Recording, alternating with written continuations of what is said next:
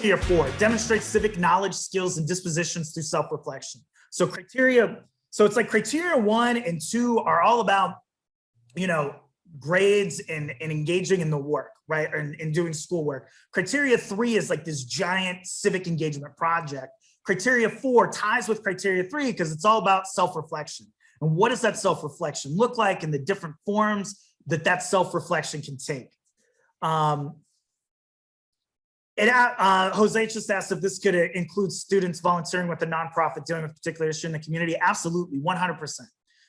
If you're volunteering with that nonprofit and you're getting involved and they get an understanding of the work that is being done, I think that's huge. It could evolve. I mean, when I would talk with my AVID students, I used to be an AVID teacher a long time ago, and we would talk about the difference between community service and community building.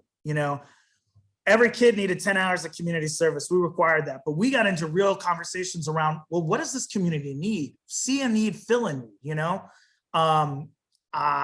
not to talk trash about the town that I live in, but I live in the town of Upland, and we have a huge homeless population. I don't know how huge it is, but it's huge enough that every time I go to McDonald's, which is more often than I care to admit publicly, because it's about 1,000 yards from my house, there is somebody out there who's asking for food. And what Upland did to solve this problem was to post signs all over the community saying, please don't feed the homeless. That doesn't solve the problem.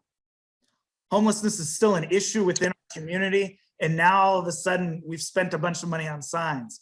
Why don't we engage in community building and talk about ways that we can bring food and shelter and help this thing out? We talked about how we might be able to do that, and your students could generate great ideas as to how that could happen and facilitate that. Anyway, so then being able to reflect on these ideas, that reflection can look in a lot of different ways. It doesn't have to be a written reflection. It could be a video reflection. It could take the form of